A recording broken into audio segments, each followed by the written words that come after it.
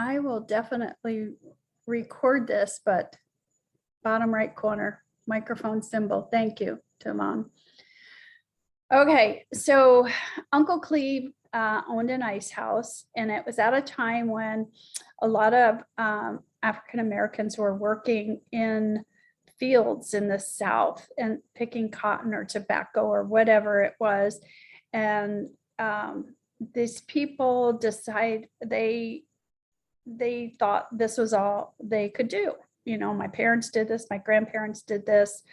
I need to just do this. So every morning the truck would come by, you hop on the truck, you go out to the field, you pick it, and that's your life. Well, Uncle Cleve was like, I don't want that to be my life. And so he kind of made a stand for people, and people thought he's crazy. But he was really smart, actually, because Uncle Cleve said, well, you know, everybody needs ice in their house. It was before refrigerators were electric. I remember my grandma telling me about this. I mean, I'm old, but my grandma was born in 1900. And she said, yeah, you had like a box in your kitchen and you put a big block of ice and it kept things cold for a couple days to maybe even a week, depending on how big that block of ice was. And that's why some people still call it the ice box, you know, your refrigerator, your ice box. So anyway, Uncle Cleve decided I am going to start an ice house, which means he would take his truck to the big place, get the big block of ice on his truck, bring it back to his little workshop, and he would chop it into different sizes depending on how much money people had. And so people would leave him money.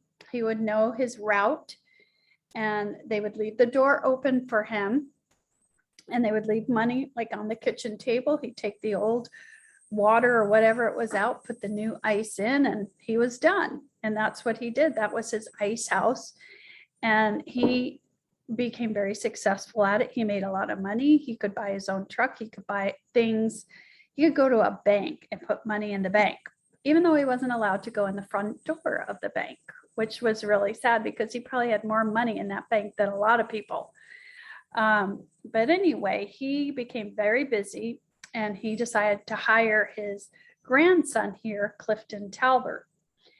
And so I'm just going to play this for you real quick.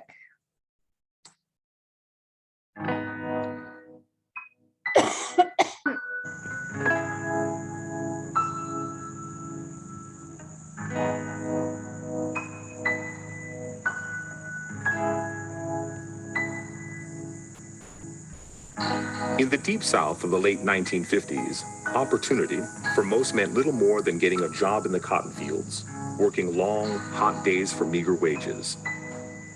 It was a time and place where few dared to dream.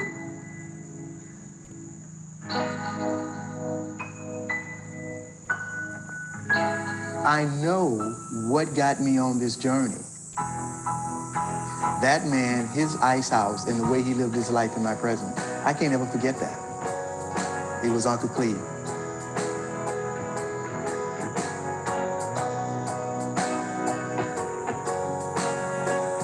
Here was this one man within my community that I knew intimately, that got up every day of his life, got in his truck, and went to his business. I'll never forget that.